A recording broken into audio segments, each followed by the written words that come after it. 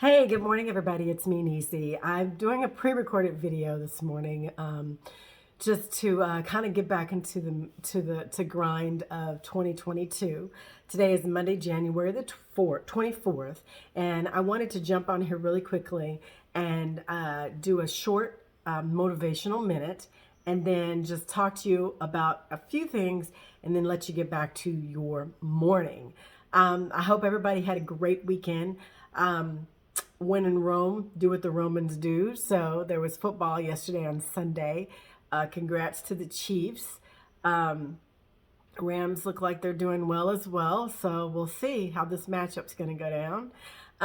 I typically don't watch sports because I don't do the distractions and the entertainment. But yesterday, since my sons were over, I actually did watch it and just relax with the family. So I had a good day yesterday. Now, quickly, let me read this. Sorry. I am reading from my motivational minutes called Yeshua Calling. I've had this book, literally, look how it looks.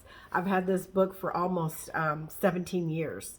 Actually, no, I take that back. Probably like 10. Sorry, 10. Because this is 2022, right? I think I got this in like 2007, 2006. So it might be a little bit older than that. So anyway, I'm going to flip to this page, and I thought this was pretty self-explanatory. So just listen to this. It says, "My peace is the treasure of treasures, the pearl of great price. It is an exquisitely costly gift, both for the giver and the receiver. I purchased this peace for you with my blood. You receive this gift by trusting me in the midst of life's storms. If you have the world's peace, everything going your way, you don't seek my unfathomable peace. Thank me when things do not go your way." Thank me when things do not go your way, right? Because spiritual blessings come wrapped in trials, and adverse circumstances are normal in a fallen world. Because spiritual blessings come wrapped in trials, adverse circumstances are normal in a fallen world. Expect them each day. Rejoice in the face of hardship, for I have overcome the world. And the scriptures from the King James Version Bible would be, "Consider it pure joy, my brothers, whenever you face trials of many kinds." James 1 and 2, which is one of my favorite books to read, is James, and also Ecclesiastes. I have told you these things so that in me you may have peace. In this world you will have trouble, but take heart, I have overcome the world. John 16:33. And then this one is in the New King James Version. It says, "Who, when he had found one pearl of great price, went and sold all that he had and bought it." Matthew 13:46. So I needed to read that this morning because like everybody here on this planet, on Key, we all have trials and tribulations in this society. And I apologize, my chihuahuas are back there arguing or fighting amongst themselves, so I hear them.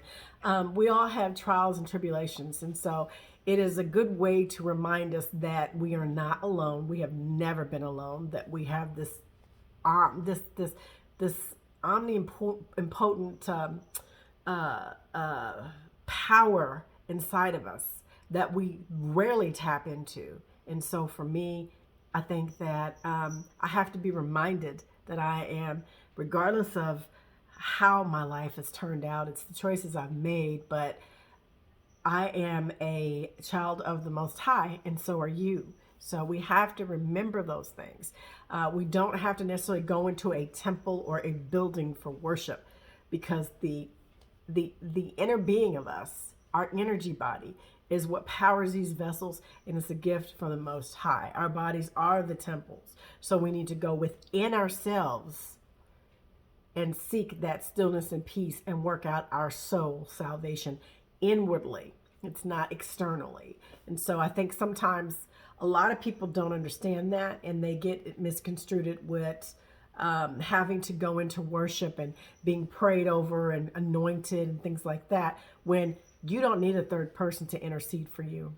You can do that yourself. Okay. And that's the fallacy there. So I'm not on here to preach or anything like that, because I am not perfect. I am far from it. And I've had trials and tribulations, and I have fallen, I have fallen also, and I have sinned, and I have transgressed. So I'm not perfect. Okay. But what I am saying is that every day I wake up, I get a new opportunity to do something greater and better and more challenging, and help the world and help my family, friends, coworkers, strangers. I'm here for a purpose, right? And so are you. So, lastly but not leastly, I'm going to upload this little tidbit in the group, this video in the group. Probably post it on YouTube as well, because it's been a minute since I've done some posts. Mine's I4555, and I will probably upload it into another page on YouTube as well, because I have two. I have a backup channel. And specifically when I make these videos, it's for the group and also for my grandkids, because I have 6 grandbabies. And so I want them, when my time goes for me to exit this vessel, this body that I'm powering right now, I want to be remembered. So, we'll see how that goes, right? So lastly but not the last thing I want to talk about is I have uploaded a video this morning in the group with Paul Wallace and also Matt LaCroix. And so when you get a chance, it's like 30 minutes. I want to encourage everyone in the group, if you're working, you have headphones on. Hey, ladies, I'm recording. Mimi, no. These two. I gave them some turkey, and I think that's what they're arguing over. If you have time to please pop in your earbuds and check out the podcast, Matt LaCroix and Paul Wallace. Great video. I have actually talked to Matt a couple of times, and I may try to see if I can do a Zoom with him on Facebook Live, and Alex, myself, and him, and probably the Hermetic Disciple. We can get him on, and all 5 of us do like a powwow, sit down, talk, kind of ask questions to Matt and what he's found in his research. I might try to reach out to him and see if he's available one night where we can all get online and, chat with him. I think he would do it for me, since I bug him all the time. And eventually I'll see if I can have Jay Woodward on here too. I love both of those guys. They have shown me so much and opened my eyes to so much. And I've actually helped Jay out a couple of times with giving him some content. This was a couple of years ago that I did that. And so I'm always following him and reaching out to him and so forth. So anyway, those may be something that I may try to really pursue in 2022 this year, and get back to the basics. And lastly, I am still reading this book. What will happen to us when the Anunnaki return in 2022? It is a great book, and it's more of like a question and answer type thing, but there's a lot of information in here, and I'm going to continue reading this. Now, also on this podcast that I uploaded in the group, Matt LaCroix talks about a tablet that talks about Inky and the Brotherhood and the global world order. Okay, I need to get my hands on that. So I'm going to probably reach out to him about that and see if he can point me in that direction.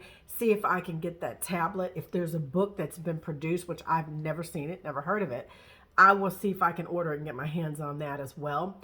Also, another book that I want to try to get, but it's a couple of grand. So, and I'm getting ready to close on my house here because the interest rates are locking, they're raising. So I'm trying to get my rate locked in the next couple of days.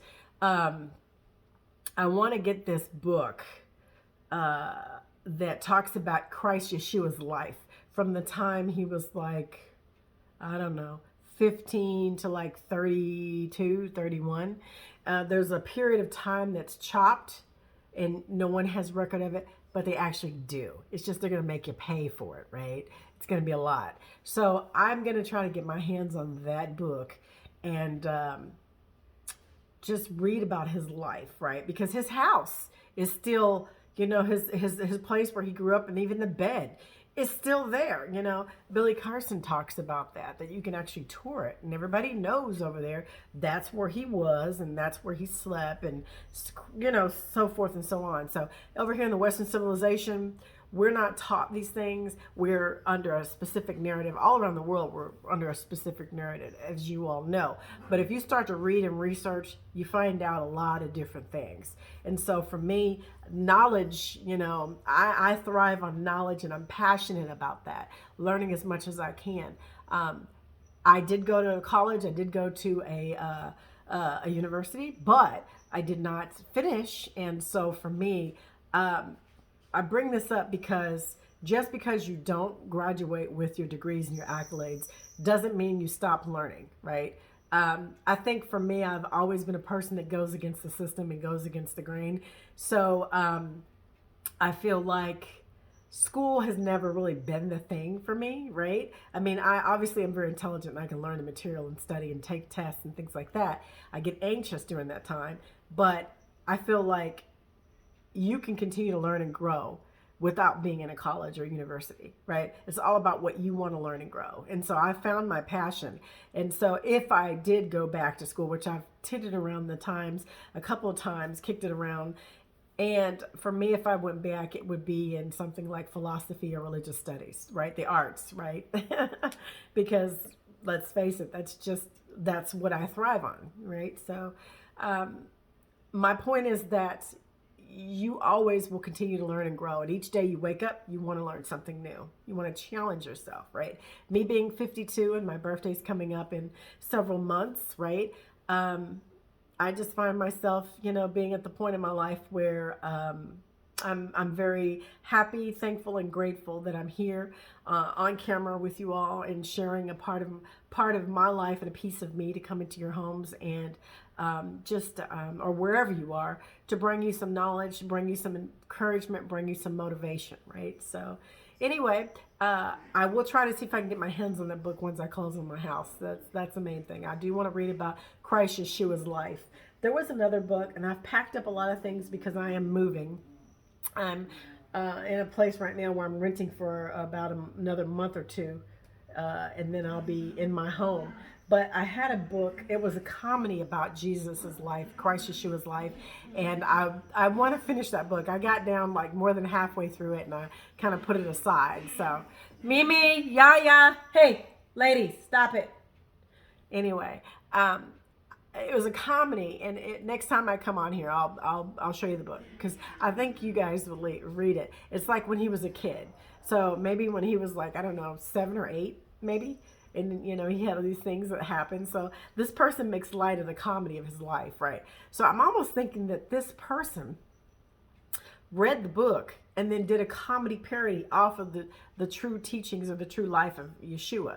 Like, he puts a lot of factual information in there, but he makes light of it. It's humor because you're looking at it in first person. You're looking as though you're reading it as Yeshua as a kid and what he does, right? And how he justifies everything. So I thought it was pretty comical. I'll have to get you guys the name of the book. Anyway, I'm not going to be long-winded. I'm already here at 13 minutes, so I'm going to let you guys go. Remember what I always say. Be the change you want to see all around this planet, because it's up to you and I to make a positive change.